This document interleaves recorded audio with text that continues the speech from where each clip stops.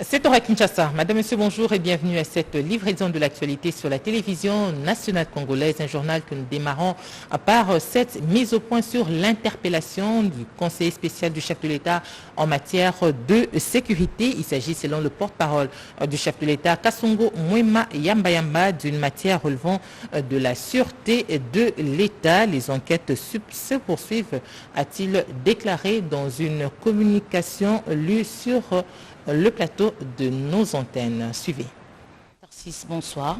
Bonsoir. Vous avez une communication de la présidence de la République. C'est tout à fait ça. Oui. La présidence de la République tient à informer la population concernant les récents événements ayant conduit à l'interpellation du conseiller spécial du chef de l'État en matière de sécurité. Il s'agit d'une affaire relevant de la sûreté de l'État. Une matière de ce genre et de la compétence exclusive de l'Agence nationale des renseignements ANR. Il n'est pas dans les habitudes de ce service de communiquer sur ses activités. Toutefois, dans l'état actuel des choses, on peut affirmer que les enquêteurs disposent d'indices sérieux attestant d'agissements contre la sécurité nationale. Les enquêtes se poursuivent et les investigations s'effectuent à différents niveaux. S'il s'avère nécessaire de communiquer davantage, le gouvernement de la République s'en chargera.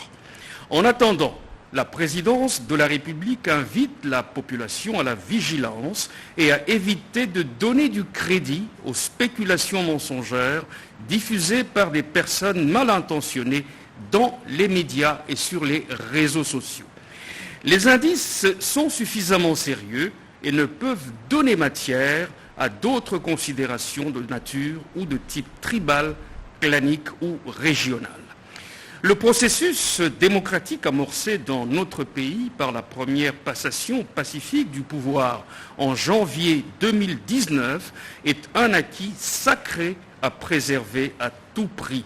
Aucune tentative de déstabilisation de nos institutions démocratiques ne sera tolérée. De ce fait, durant le temps de l'enquête, il est demandé à la population de garder son calme et de vaquer sereinement à ses occupations quotidiennes. La situation est sous contrôle. Et le président de la Chambre basse du Parlement, Christophe Mbosso Nkodia, a encouragé le chef de l'État Félix-Antoine Tshisekedi Tshilombo pour avoir effectué un brillant mandat à la tête de l'Union africaine. Christophe Mbosso lui a également remis le diplôme d'honneur qui est le prix d'excellence décerné à feu Étienne Tshisekedi Wamulumba. Pour avoir exercé avec succès un brillant mandat à la tête de l'Union africaine, le président de la Chambre basse du Parlement, Christophe Mbosoko Diampanga, est venu féliciter le chef de l'État Félix-Antoine Tshisekedi Tshilombo ce mardi 8 février 2022 à la Cité de l'Union africaine et lui témoigner de son soutien pour matérialiser sa vision pour la République démocratique du Congo.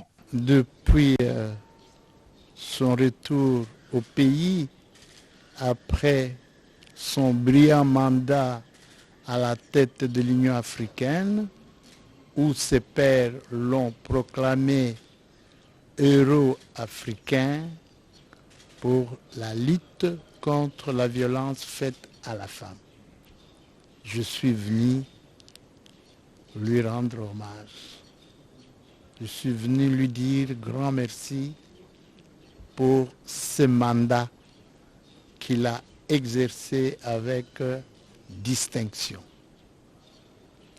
Donc, c'est la preuve du rayonnement de la République démocratique du Congo sur le continent africain et dans le monde entier.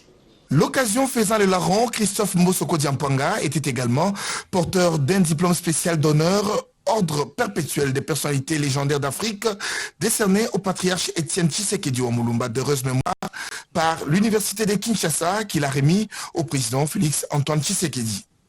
Comme on dit, à tout seigneur, tout honneur, je suis venu lui remettre en sa qualité d'héritier légitime du feu patriarche Étienne Tshisekedi Wamulumba les diplômes d'honneur et les prix d'excellence qui a été décerné au fait patriarche Étienne Tshisekedi Wamulumba par le membre de la faculté de droit lors de journées scientifiques organisées en mémoire du 5e anniversaire du fait Étienne Tshisekedi Wamulumba. J'ai remis ces prix au chef de l'État en sa qualité d'héritier légitime.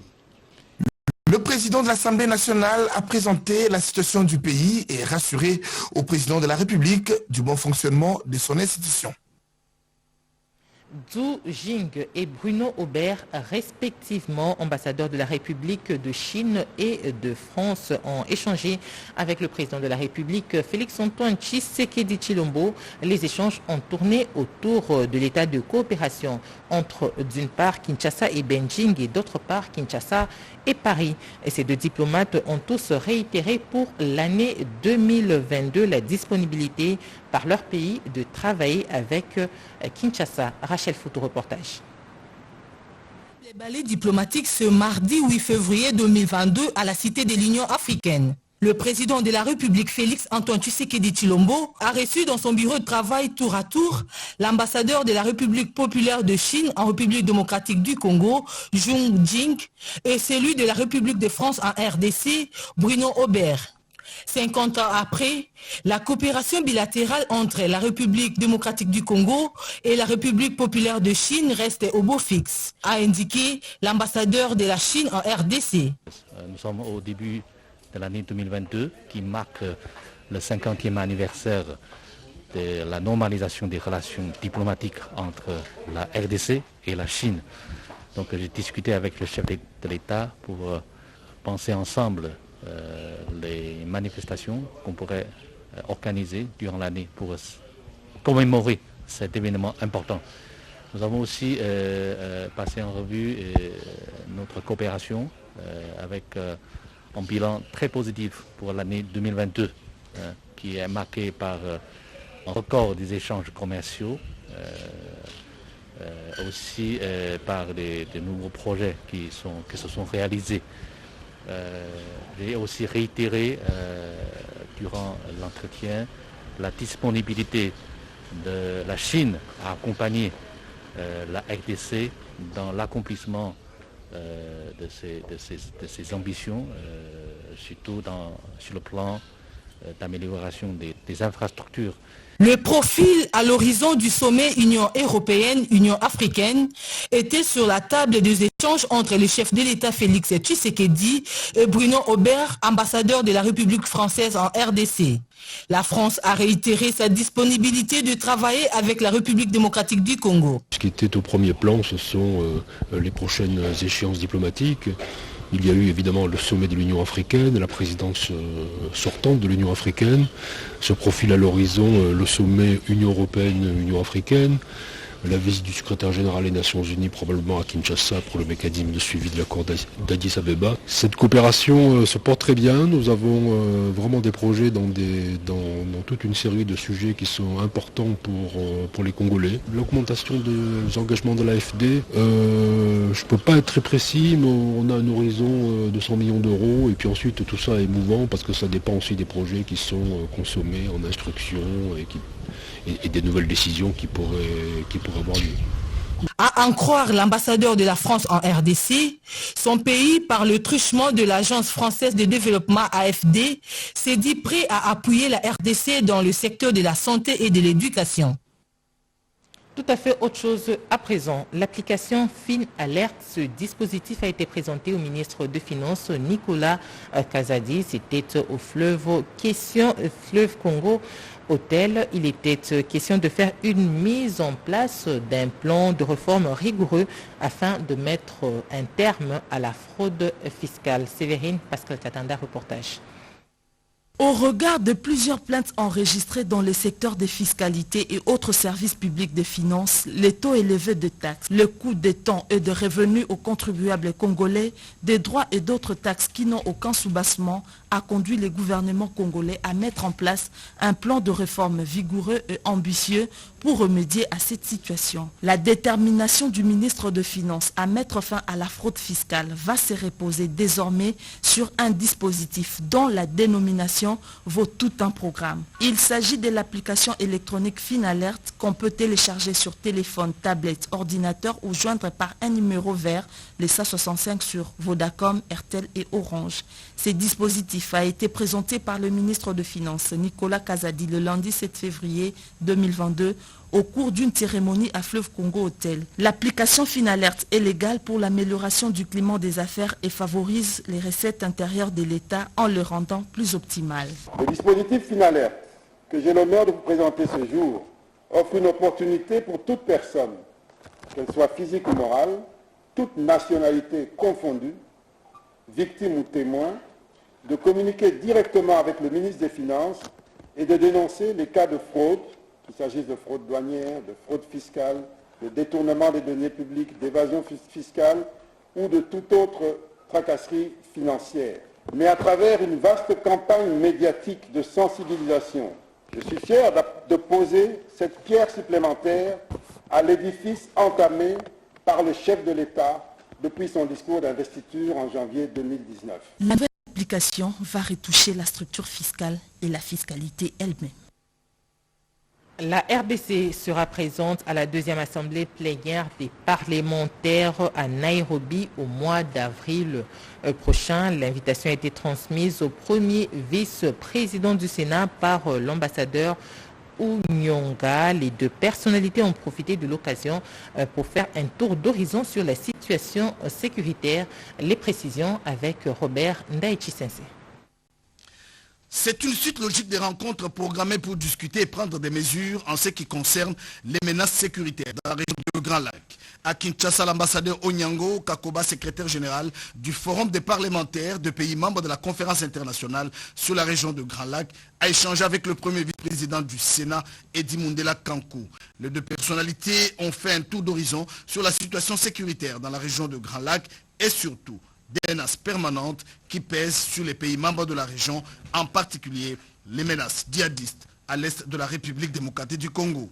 For the Forum of Parliaments of ICGLR, which is due to take place in Nairobi, we discussed about it. Nous avons deuxièmement parlé de la situation dans la région des Grands Lacs, la situation sécuritaire principalement.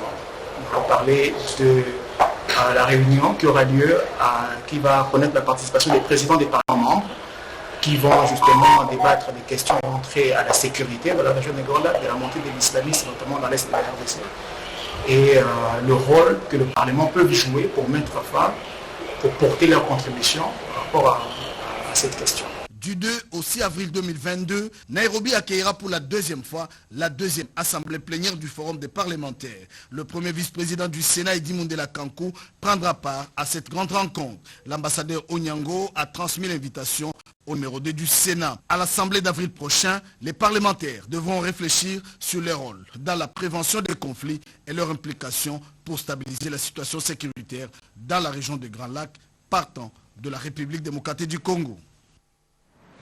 Il s'agit d'une méthode idéale pour donner des précisions sur l'exploitation des ressources minières. La cartographie de ces ressources a été présentée au président du Sénat, Modeste Bahati. On en parle dans ce reportage de Sandra Nyangui. Le sol et le sous-sol congolais disposent encore de beaucoup de mystères qu'il faille percer. La cartographie actuelle des ressources minières et pétrolières date de l'époque coloniale. La mettre à jour est plus qu'urgent. Geoscan, une entreprise allemande spécialisée dans la détection du sol et du sous-sol par satellite, propose des services à la République démocratique du Congo. Et le président du Sénat, Modeste Bahati Lukwebo, qui a reçu le sénateur allemand Osterwan Manfred George à la tête de la délégation, s'est montré très intéressé par cette expertise. Nous sommes venus aujourd'hui présenter au président du Sénat la technologie que nous avons et offrir nos services à votre grand pays. Il était très intéressé. Nous avons suggéré un partenariat qui va faire gagner beaucoup à la RDC. Avec nos méthodes, nous pouvons aller sonder jusqu'à une profondeur de 10 km, que ce soit sur des lieux où l'on a déjà découvert des mines ou des lieux non encore découverts. Notre méthode est à la fois rapide et elle n'est pas aussi chère que les méthodes conventionnelles. Donc pour un pays large qui a autant de ressources comme la RDC, c'est une méthode idéale. Nous offrons le même service aux sociétés privées afin de donner de la précision à la fois aux entreprises privées qu'au gouvernement à quels endroits il faut creuser.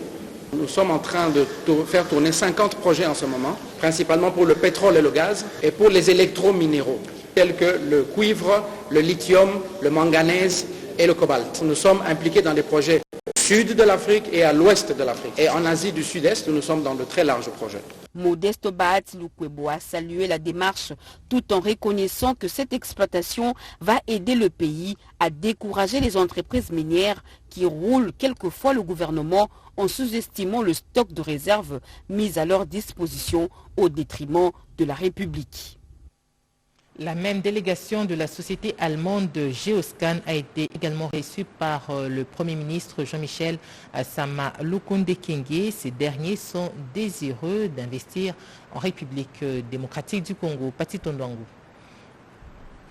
Geoscan, firme allemande spécialisée dans l'exploitation de la terre au moyen de la télédétection, a exprimé au Premier ministre Jean-Michel Sama Lukonde Kyenge son désir d'investir en République démocratique du Congo au cours de cette année 2022. Conduite par son directeur général Olivier Eberg, cette firme compte également offrir son service au gouvernement congolais en matière de fabrication des batteries électriques. Pour la première fois, on a démontrer notre technologie et qu'est-ce que ça peut faire une différence pour le développement du pays, du Congo. Et on a décidé de continuer au détail avec tous les ministères. Et nous avons discuté d'ouvrir un Geoscan du Congo ici et de nous y installer et de revenir de plus et de plus. Nous sommes dans un secteur du remote sensing. Comment est-ce que ça veut dire? Le sondage à distance. On analyse des photographies du satellite et avec nos mêmes technologies et arithmiques. Les algorithmes. On est possible de trouver tous les matériaux jusqu'à 10 000 mètres de profondeur. Ça peut être hydrocarbons. Les hydrocarbures. Ça peut être de l'or. Ça peut être des minéraux. Spécialement pour faire des batteries pour le futur. Électrique. Geoscan dispose d'une technologie de pointe pour le scannage de la Terre. C'est une application qui fait partir des réformes au sein de l'administration publique. Le vice-premier ministre de la fonction publique a lancé officiellement le processus d'immatriculation des agents de la Mongala au régime de sécurité sociale de la SENSAP. Nadine Kilocho, reportage. Lancer officiellement les opérations d'immatriculation des agents publics au régime de sécurité sociale de la SENSAP dans la province de la Mongala. Les agents publics de l'État de l'administration déconcentrée de la province de la Mongala peuvent désormais obtenir leur carte d'adhésion à la Caisse nationale de sécurité sociale des agents publics de l'État, SENSAP. Le lancement officiel du processus d'immatriculation à la SENSAP a été effectué par le vice-premier ministre, ministre de la fonction publique, Jean-Pierre Liaou à Lissala, en présence des autorités provinciales et des chefs de division. De convier tous les agents publics concernés à répondre à cet appel afin de pouvoir chacun se munir d'une carte de sécurité sociale. La CENSAP a été créée en vue de l'organisation et gestion des prestations de sécurité sociale au bénéfice des fonctionnaires ainsi que leurs familles. Cela dans le but de garantir une retraite digne et honorable aux agents publics de l'État. Mais il faut matérialiser cette relation créée par la loi entre l'agent public et l'organisme gestionnaire que la CENSAP, et c'est cela l'immatriculation qui débouche sur l'octroi d'une carte de sécurité sociale. Le plus important quand on gère un régime de retraite, c'est la pérennité, la viabilité du régime. Ça veut dire, est-ce que dans 15 ans, dans 20 ans, le système sera toujours fiable? Et pour répondre à cette question, il faut des données fiables, notamment sur les dates de naissance, sur le grade, ainsi de suite. Et ces informations, l'immatriculation permet de les avoir et ainsi de faire nos projections financières. À l'occasion, le vice-premier ministre, ministre de la fonction publique Jean-Pierre Liaou a exposé sur différentes préoccupations liées au statut des agents et fonctionnaires de l'État, tout en martelant sur son combat mené pour l'anéantissement de toutes sortes d'injustices et inégalités entre l'administration centrale et provinciale. Et l'objectif poursuivi est de doter la République démocratique du Congo d'une fonction publique à la hauteur de sa grandeur. Et le ministre de la Communication et Médias, Patrick Mouyaya Katembwe, a séjourné à Goma, dans le Nord Kivu. Il est allé pour prendre part à la 8e édition du festival Amani. Les détails dans ce reportage.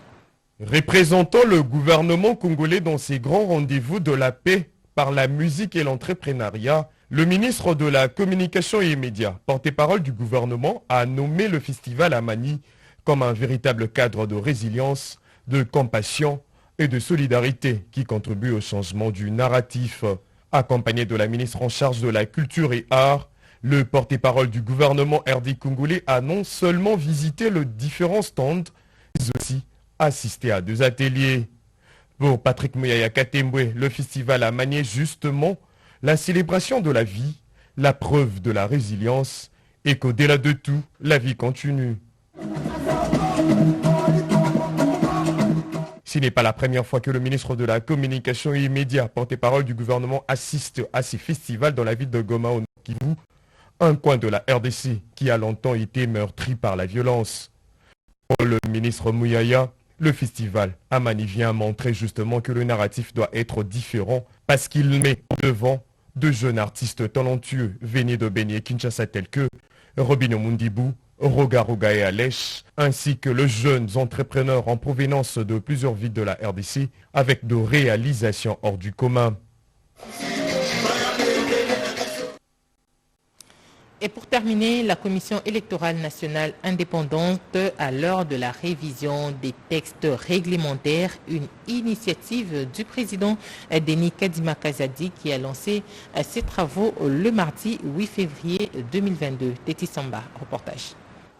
Les membres de la Commission électorale nationale indépendante prennent une part active à l'Assemblée plénière sur la restitution des travaux de la commission chargée de revisiter les règlements intérieurs, administratifs et financiers ainsi que le code de la bonne conduite. Ouvrant ses assises ce mardi 8 février 2022, le numéro 1 de la centrale électorale, Denis Kadima Kazadi, a loué le travail abattu par ses prédécesseurs, plus particulièrement l'abbé Apollinaire Malmalou, et invité les participants à avoir à cœur l'intérêt de poursuivre sur la même lancée pour marquer leur passage. C'est dans ce contexte que la restitution des travaux de la commission chargée de revisiter le règlement intérieur, le règlement administratif et financier ainsi que le code de bonne conduite vont se dérouler.